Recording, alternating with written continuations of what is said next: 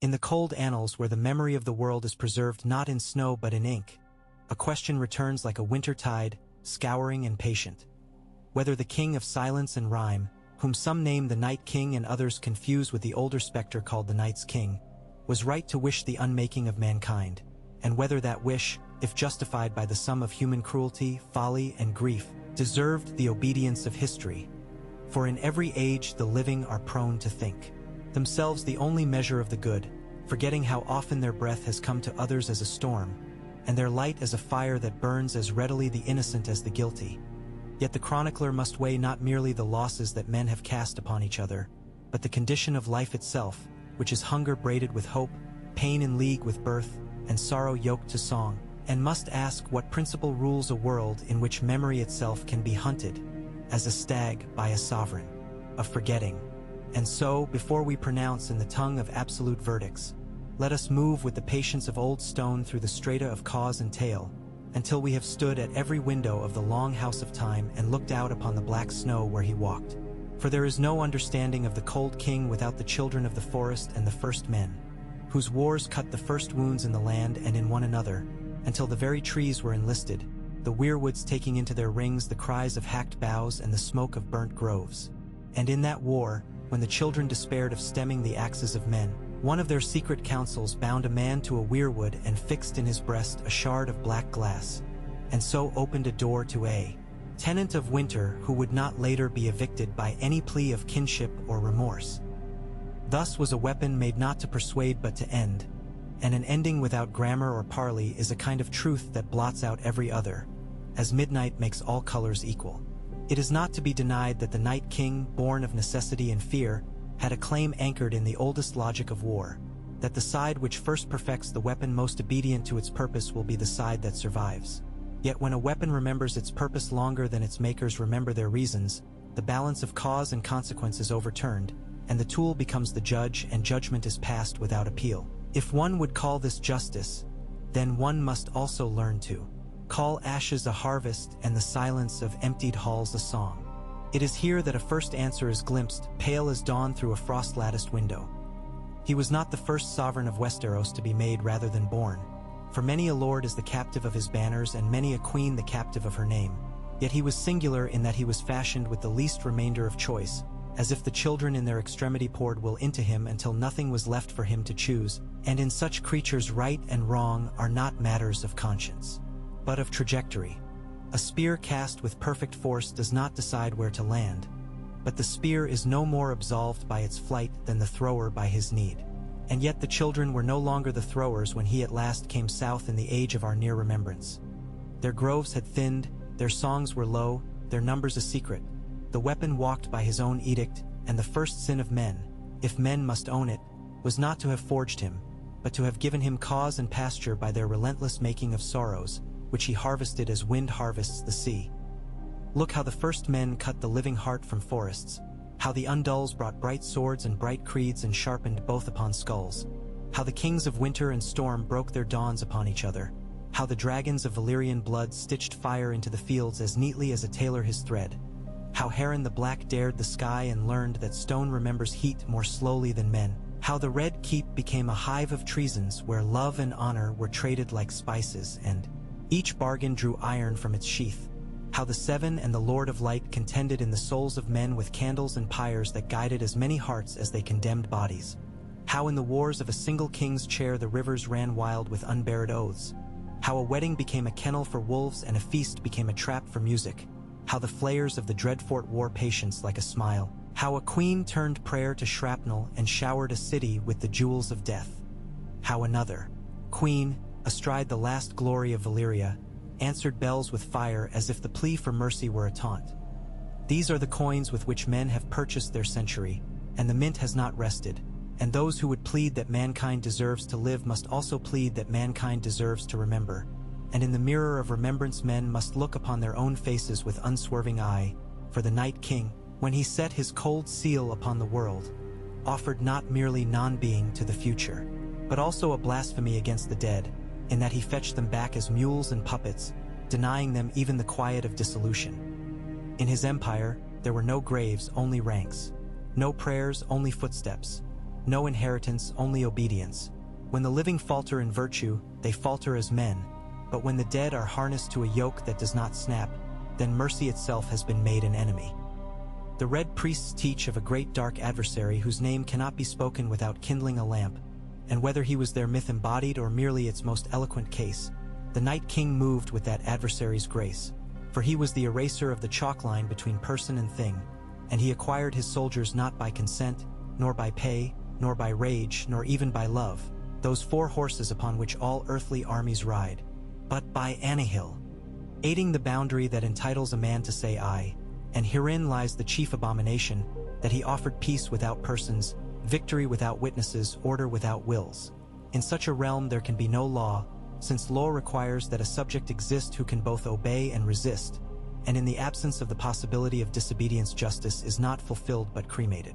Yet that he sought the end of memory is what nails his standard to the mast of absolute wrong, for memory in this world is not a ledger kept by pedants alone, but a living river in which the faces of the past drift beneath the ice, and in the 3-eyed raven, the one old and rooted like a tree, the other young and crowned against his own designs. The realm had a guardian of memory whose blood was neither mere man nor mere myth, as if the world, knowing time to be a wound as much as a road, tasked a single sentinel to keep the wound from being cauterized. The Night King marked that sentinel and pursued him across snows and centuries, and at the last, before the heart tree at Winterfell, when the air itself seemed to listen for a verdict, he reached to break the reed that sang of the worlds before and after, and had he succeeded, the fall of men that followed would not have been a fall into night filled with uncountable stars and stories, but into an unsky where nothing had ever been. If he was right, then the first song sung by the first mother to the first infant was a mistake, and the ravens in the boughs have been speaking lies since the leaf first knew autumn. It is no idle speculation to say he was born of grievance. The children had suffered, men had trespassed, covenants were broken, and in the evergreen refuge where that captive first man was given his black heart, vengeance acquired a shape capable of crossing plains. To this extent his cause may be called the mathematics of retribution, the cold arithmetic by which the ledger of injury is balanced in coin of extinction. But arithmetic is not sovereignty, and the balance of numbers is not the balance of a world. The pact on the Isle of Faces, when it came, was late but real, and though 1,000 other betrayals followed, as betrayals trail treaties like Crow's trail plow, still the idea that enemies may make of the future something other than a trophy is the first condition upon which the living stand. And even the children, whose craft birthed the king they could not dismiss, helped once to raise the wall whose height says, "Here the teeth of winter shall be made to gnash upon nothing." That the wall failed does not convict the idea of walls, but condemns those who abandoned the post for harvest, bed, and petty wars in high chambers, and in this too, the Night King's argument found its best advocate not in himself but in men, who starved the night's watch of suns and then were scandalized to discover the north wind had learned the names of their daughters. Consider Hard Home, where the free folk, that rough nation without book or throne, tasted the despair of seeing the sea itself turned treacherous by cold, and saw their braves become their besiegers. Consider the shattered gate of the wall when a dragon blew and ruined hammered Eastwatch until the stones forgot how to be stones. Consider how a host of winter crossed into the realm of warm barns and indoor candor while southern kings haggled. Consider the march to Winterfell, where the living lit trenches as if the earth itself might be bribed by fire, and where the young and the old learned that an oath is merely a candle unless it is kept in wind. Consider the old God's Grove where Bran Stark waited without terror and Theon Greyjoy stood where boys in green had once played and paid, and Melisandre, whose flames had sent a father to ash and a girl to smoke, set her life at last upon the hope that one fire may be permitted to cure the burn of another. And consider that when the Spear of Night lifted his crystal blade to smother the Book of the World, no king or prophecy-bearer or merchant of destiny stayed his hand, but a girl of Winterfell with a dagger of Valyrian sorcery done by dragonfire and spells moved like a whisper through the link's quiet air and cut the thread. In the choice of that small savior, the world declared that it prefers cunning and courage to writs of lineage, and that should be written in gold ink where all might read. Those who would argue his right say thus: men multiply pain faster than kindness, their cities breed famine of the soul, their nobles mistake ceremony for service, their priests confect absolutions faster than they feed the poor, their singers gild every violence with verses, and the world is a round theater where cruelty is the best funded troupe. If this be so, Then the king of ice was a physician, coldly humane, whose cure works by removing the mortal subject of pain. But the poison in that counsel is plain to any who has buried a mother or watched a child's first steps. For the evil of suffering is not greater than the good of personhood, and any cure that takes aim at personhood is a sickness. Moreover, his dominion is not quietus but parity. The dead he summons cannot sleep, cannot even make use of their deaths. A wight is not beyond pain, but beyond the sensation that makes pain meaningful. Thus his mercy is a thief who steals the purse and leaves a stone in its place, and calls the weight a recompense. And when he walked, the snow did not merely fall, it obeyed. Obedience without soul is the very definition of desolation. There are tyrants of the warm world who have wished the same, to govern what does not answer back. Their palaces are filled with tools that wear faces, yet even their dread depends upon the life they would grind down. A man cannot be humiliated who has no will, nor can he be awed, nor can he be redeemed. The Night King's realm, had it triumphed, would have been the final prison in which the jailer is also a prisoner. For he too was bound, he too was made. There is tragedy in him, yes, noble historians may permit the word, because he is a child of war who mistook the end of war for the end of the world. The only harp he knew how to unstring was the one strung across the sky. The stronger case against him proceeds from the nature of memory, which is the republic of the dead and unborn alike. For as long as memory persists, the dead can be argued with, questioned, forgiven, condemned, and loved. And the unborn can be made a place in our plans and fears. To set oneself against memory is to set oneself against the only court whose verdicts can restrain the living after daggers have been sheathed. When Bran was raised upon the new chair and called king by lords wearied of storms, it was in part because men sensed, however dimly, that the governance of the living must be undertaken by one who keeps full company with the dead. The Night King recognized this and moved to name such companionship treason, as if saying, "A people who remembers cannot be ruled by winter." Yet there is more to say, for the world is not a fable in which one principle kills another and then all ends. It is a strand of ice and fire twined. Even the steel that can kill a walker carries in it the breath of dragons. And the victory at Winterfell, though certain as a date, was not an argument that fire alone should reign, but that neither pole can claim monopoly without turning the globe into a stick. Dragons loose upon fields have sown famines that lasted lifetimes, and flames have made as many orphans as snow. The living triumphed by a concord of frost and brand, walls of flame to hold the line, knives of winter-forged memory to pierce an atavistic heart. From this we learn that the right order is not a permafrost of silence or a conflagration of appetite, but a hearth that knows when to be banked and when to blaze, and that learning is a slow art only living peoples can practice. If there is a clemency we might extend to the Night King, it is that he was the conclusion of an equation set long ago by hands that trembled. His right, to the extent it existed, lay in the mirror he held up to men. Your kingdoms are mills of grief. Your gods have hands stained as red as your flags. Your laws are ropes tied to moving targets. Your songs do not feed the hungry. What right have you to continue? And if we answer only with trumpets and banners, we have said nothing. But if we answer with a truth he could never feel, that men are capable of nursing the child of a stranger, of stepping between a blade and a friend, of favoring forbearance over vengeance when no one is watching, of remembering their dead without desiring that all the living join them, of building, after dragons and storms have taken their price, a market where laughter returns, then the reply stands, and that reply is not a theorem but a practice. Yet remember how near we came to failing it. A queen in the capital who offered lies in the currency of truce while she sharpened her knives. A choir of lords more eager for alliances than for sentinels. A faith that, having burned a child, discovered too late that fire answers to no priest. A watch that had become a rafter for exiles, and a north that would have quarreled over turnips had not horns called them to the walls. And even those who fought at Winterfell did so in fractures. Pride here, suspicion there, saved as much by chance and hidden skill as by any concert. If this is the testimony of our species, it is not flattering. Yet no witness said afterward that a world perfected by the Night King would have been better. Here is another measure. Kings and murderers both beg in their different ways for certainty, but the life of men is a road of perhaps.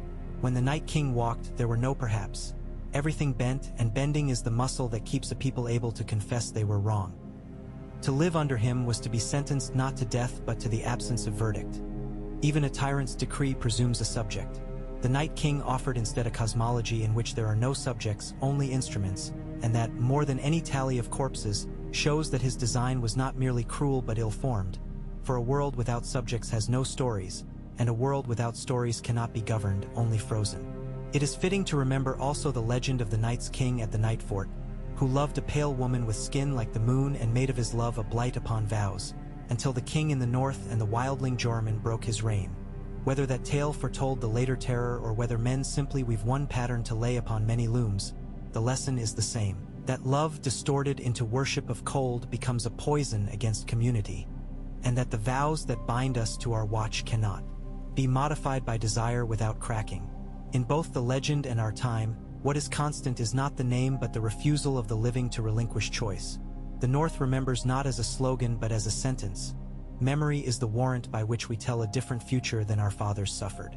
That an assassin's leap, not a king's duel, ended the winter's bid confirms the humility of the true order. Power is not always most honorably applied where it is most ceremonially lodged. The dagger was once set to slay a boy and break a house, and in the end it slew a king to mend a world. This is the sly arithmetic of history, and it yields results that are not symmetrical but are often just. Therefore, when asked whether the Night King was right, the chronicle answers in the only way that spares both candor and hope. He was inevitable, as guilt is inevitable wherever life learns to hunger. He was necessary as a warning, as wolves are necessary to teach deer the law of the snow. He was just in the meager sense that he enforced the verdict of the children upon a race that had indeed mowed the green down to the quick. But he was not right, because right does not consist in the annihilation of the knower, and he sought to slay not merely the living but the knowing. He argued that pain is an error, and we answer that pain is a condition, and that to remove the subject who aches is not a cure but a desert. He proposed a universe whose only music is the crunch of ice beneath obedient feet, and we propose instead a chorus in which even the wrong note, even the strangled cry, participates in a harmony that is found and lost and found again. Let men not console themselves cheaply.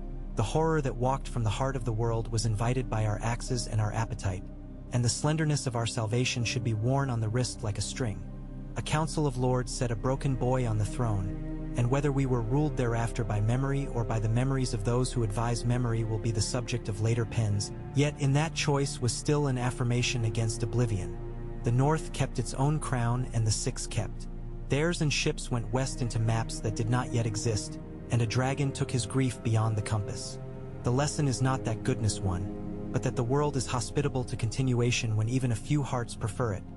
And if, in centuries hence, a new winter is born in some cavern where the long griefs of men drip like stalactites, then the tale will be told again with other names, and the verdict will rest upon whether men have taught their children to set a table where a stranger may eat without fear, and to stand a watch willingly, not because the law requires it but because the living deserve it. In sum, the Night King was the shape taken by the world's temptation to surrender its complexity for a single, frigid certainty.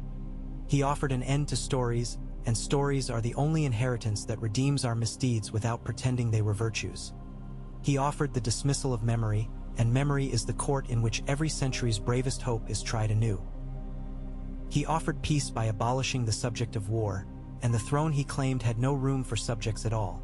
If any part of his charge against mankind stands, it stands only to the extent that we fail to prefer the imperfect mercy of the hearth to the perfect stillness of the grave.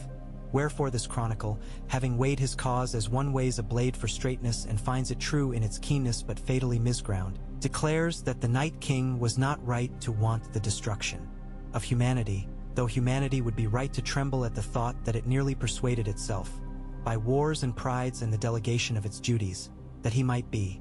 And so let the watch remember that its oath binds it to more than stones and storms, and let the lords of the South remember that their feasts must fund walls as well as songs, and let the quiet folk remember that a kindness that no one sees is the only iron known to hold against winter. For the world does not end when a king is slain, nor begin when a banner is raised, but continues by hard-won increments, by the stubbornness of nursemaids and old men and carpenters and readers and those who keep candles. And the only justice that men can promise to the dead is to beget a future in which their names are spoken in rooms warm enough that tears can fall unfrozen, and in which even a child, especially a child, may learn that when the snow comes early and the nights lean long, there are hands that will stay lit, and that, If any king returns to argue that stillness is better than singing, the answer will be given not by trumpets but by the simple refusal to forget. And yet the cold argument did not end with his fall, for after every tempest there remains in the air a taste that invites the tongue to remember the salt, and the question whether the Night King was right lingers not because we doubt the warmth of our own veins but because we fear the arithmetic of our history, which so often tallies toward despair that a sovereign whose promise was to suspend the ledgers altogether seems to some a dark relief. But relief is not righteousness, and a relief that abolishes the breath that feels it is only a name carved on a door that does not open. If we would continue the weighing, we must place upon the scales all those smaller stones that were neglected in the great telling, the barter of cradle for winter practiced by a crow-haunted wildling at the edge of the world, where suns were set upon cold altars and carried into snow by shadows with blue lamps for eyes. There was in that commerce an acknowledgement that sovereignty had taken hold beyond the wall, and tribute was paid not merely in fear but in grim tribute to an order that had no judges and accepted no petitions. Such pacts are the signatures of half-conquered peoples, and if a creature will accept children as tax, then we must say he considered the living not enemies but resource, which is worse, for it denies that even the wrongdoer has a face. A face can be hated, a resource is merely measured, and measurement is the first step to erasure. Yet the free folk themselves had many faces, and they fled not only the snow but the indifference of the south. Man's raiders' banners, more cloaks than crowns, were stitched of necessity, and his march upon the wall was not an aggression against farms but a last attempt to outrun a glacier that thought. Here again the Night King's claim hides in the mouths of men. When kingdoms refuse to distinguish between enemy and supplicant, they build the sort of tight gate that makes an argument for those who would unhinge all gates. The watch, too thin and too proud, recited its oath with a hunger that could not be fed by words, and the realm they guarded sent it thieves and boys with hands still soft, as if the old magic stones could thrive on chastisements and porridge. A wall is a promise, and a promise is a kind of mercy offered to those far from its making. When the wall cracked beneath the breath of a dragon turned Traido, are by dying that mercy failed, and the failure of mercy is a sermon every tyrant long hopes to preach. The Night King took that pulpit, for he had already composed his script, silence and certainty, and he stood upon the ruins of vows to declare that only pressure never betrays itself. But it is the old work to remind that pressure is not law, and that the first law is not the king's edict or a septon's prayer but the inviolate fact that a person cannot be converted into a tool without a scream that, whether heard or not, condemns the conversion. The Night King built his armies out of indifference to that scream, and an army trained on indifference will never found a city, only a field. It will be said that the dead he raised had already left the bargaining table and their recruitment was not a pain to them because pain is a matter of nerves, but nerves are only messengers for the deeper injury, the overthrow of the idea that what has ended must not be compelled to begin again under bondage. There is honor in a tomb, and though honor cannot bake bread, a country without tombs is a country without any map but force. Those who surrendered to his way would live in a land from which mourning is exiled, and when mourning is banished justice soon follows. For justice grows in the soil of grief and the recognition that the lost had claims upon us that we failed to meet. This is why the North keeps its graves on high ground and speaks its name aloud when the snow first deepens, and this is why the children at Winterfell were taught the names of the old kings beside their letters, that they might know the difference between a man at rest and a man compelled to be a shovel. The Night King blurred that difference until every name was a shovel and every shovel a repetition, and repetition without remembrance is the closest the world comes to hell. In the long circle of stories there is also the matter of prophecy, which men consult not to be wise but to be spared the work of choosing, and the red books speak of a sword tempered in love's blood and of a promised prince whose light would edit the dark. Yet it was never light alone that drove the winter back. Even the lamps of R'hllor throw shadows, and the shadows of that faith once devoured a loyal man and a laughing girl, trading their breath for a storm that failed to kneel. The night. In the blue ruin of its gaze we saw a prince of the air become a bellows for a smith without songs, and if dragons can be made to betray their element, what entire people would not be tempted to despise their own? Thus the Night King's claim contained a poison cleverly wrapped, for it offered to end betrayal by removing loyalty, to end envy by removing desire, to end grief by removing love. Yet it is love that makes grief worth bearing, and desire that lends men the patience to be gentle, and loyalty that makes betrayal a sin rather than a tactic. To amputate the limb that aches is sometimes a surgeon's prudence, but to amputate the mind that feels is a tyrant's twilight. The chronicles will not omit the catalogue of human gutterings that almost made his thesis win the debate. The reckless charge of horsemen whose flaming sickle blades were swallowed by a night too thick for courage to cut. The trenches that coughed fire and then choked on the very numbers they were meant to deny. The crypts where the noble dead rose to tear the hair of their daughters and break the teeth of their grandsons. A perverse lesson that even the safest rooms will betray their keepers. When safety is defined as forgetting the enemy's grammar. The halls where the Lady of Lions struck a bargain only to seat wolves at a board set with broken knives. And the streets of a southern capital where bells rang a surrender that was answered with a dragon's glut, teaching that victory purchased with annihilation is merely winter wearing summer's cloak. These and 1,000 other indictments stand, and any apologist for men must carry them as a penitent carries stones up a hill. But atop that hill one also sees acts that the Night King could not counterfeit. A dwarf offering counsel where others offered mockery. A sister who refused to let her brother's crown purchase her silence. A smuggler whose hands learned to count mercy instead of coin. A hound whose fear of fire bent at last into shield and blade. A reluctant lord who met duty where desire had tarried too long. A girl whose lessons in stepping silently became a world's loudest answer.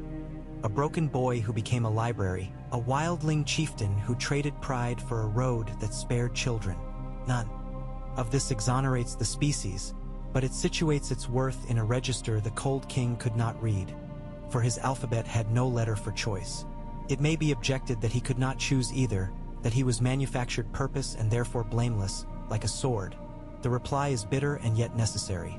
We can pity a sword rusted in the rain and still condemn the hand that insists upon swinging it through a nursery. Pity does not enthrone, and compassion for his making does not baptize his intent.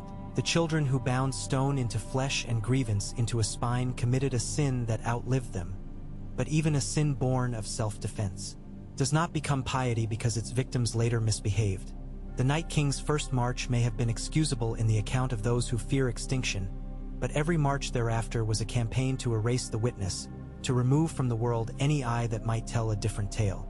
Witness is the enemy of obliteration, which is why the weirwood's faces were carved with mouths open as if speaking into winters too hard for living tongues.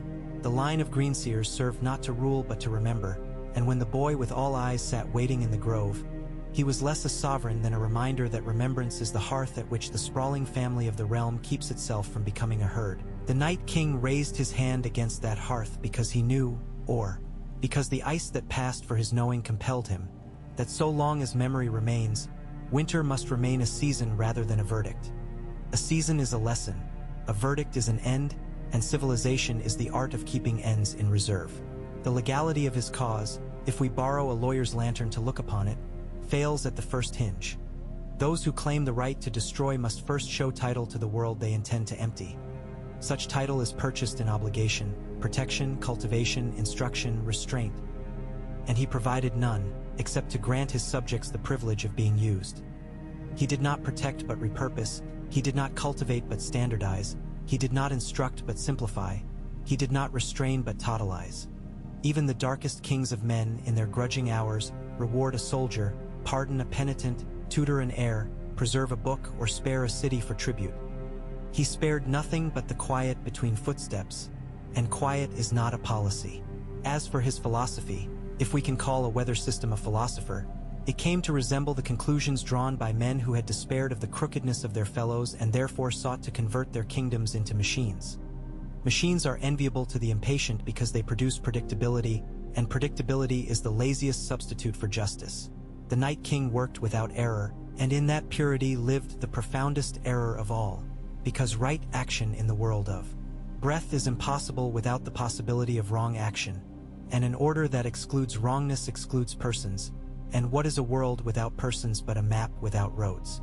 Indeed, the smallest child in Old Nan's tales could answer this with a nursery wisdom. A story requires someone to hear it. The Night King's winter was an ending of story, and an ending of story is the only blasphemy the gods cannot forgive, because it steals from them the only harvest they truly cherish, witness, whether the gods are seven, nameless, drowned, faceless, red, or rooted.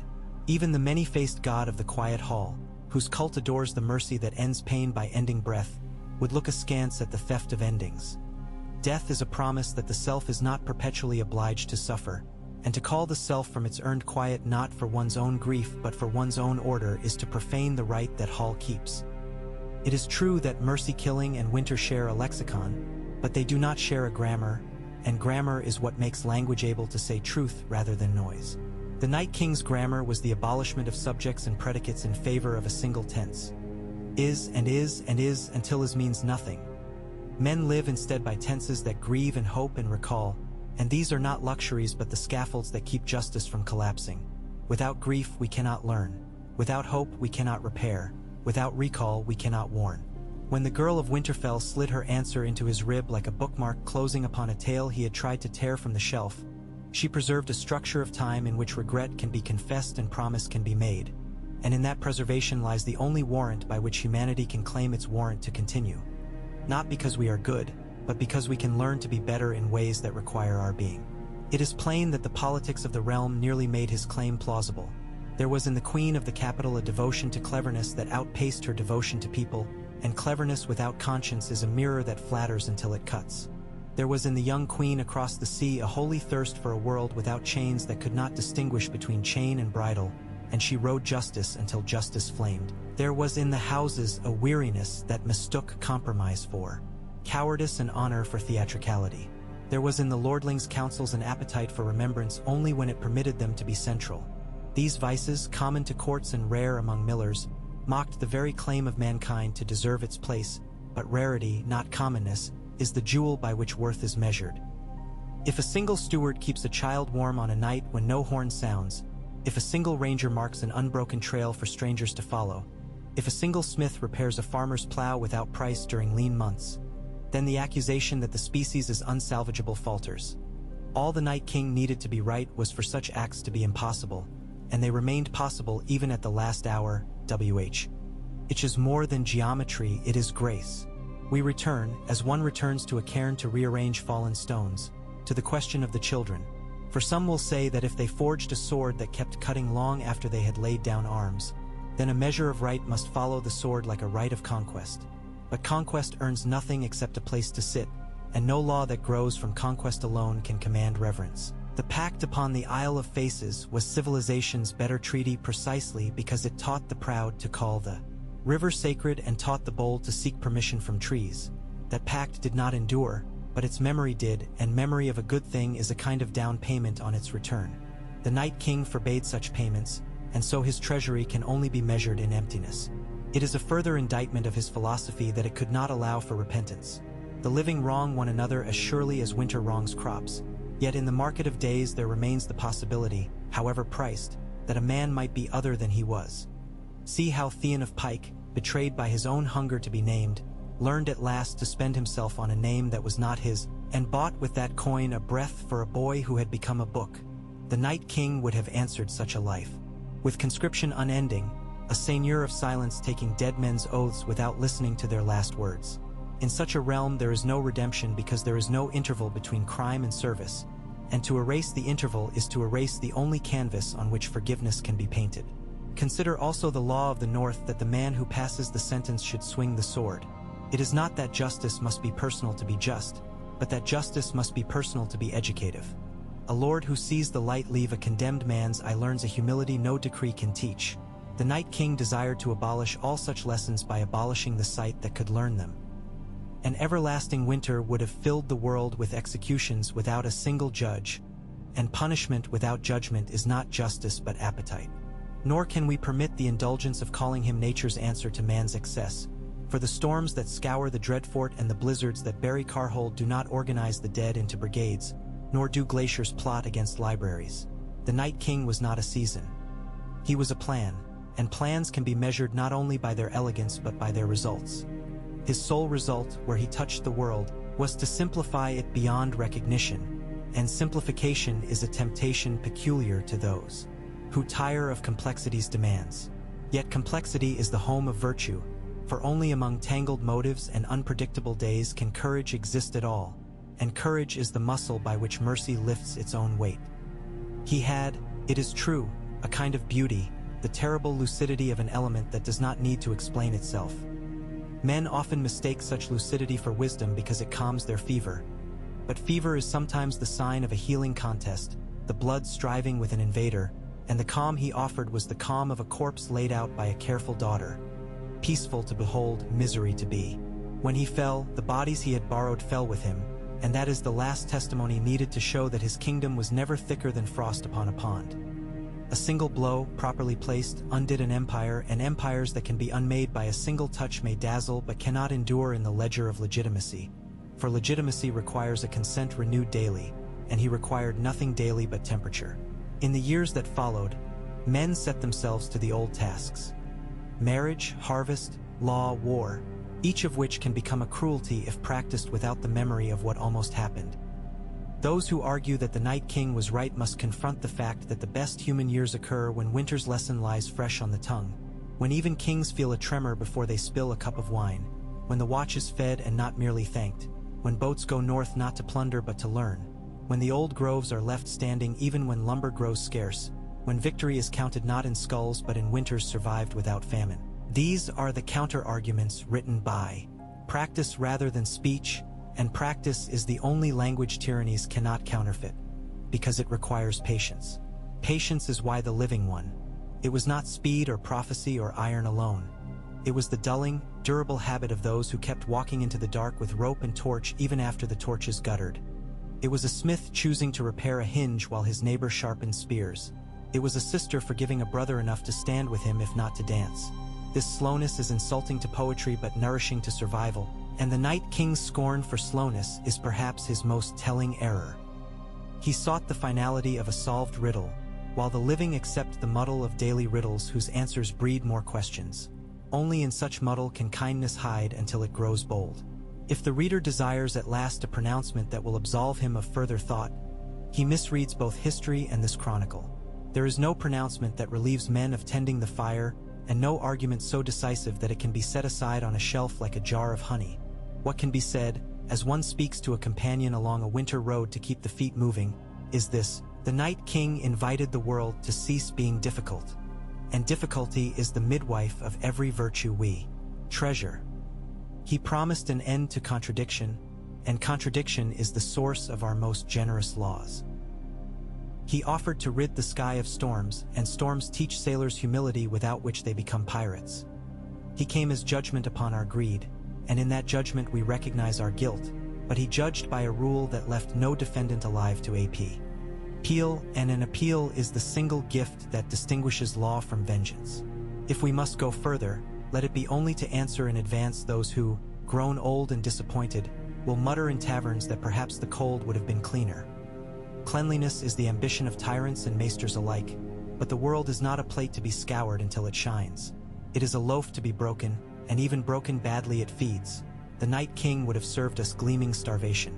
Wherefore, in the final ink of this long winter's report, we write not that he was a villain without share of tragedy, for he was tragedy clothed in ice.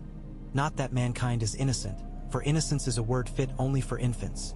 Not that victory certified our goodness, for victory is a certificate that must be renewed every morning. We write rather that a world with choices, however profaned by those who choose, is preferable to a world without choosers, and that the right to destroy men cannot be claimed by one who denies what a man is. The living are difficult, culpable, insistent, contradictory, slow, and astonishing, and it is their astonishment, those moments when a blade is lowered, when a gate is opened, when a debt is forgiven, when a ghost is remembered kindly, that answers forever the lure of perfect stillness.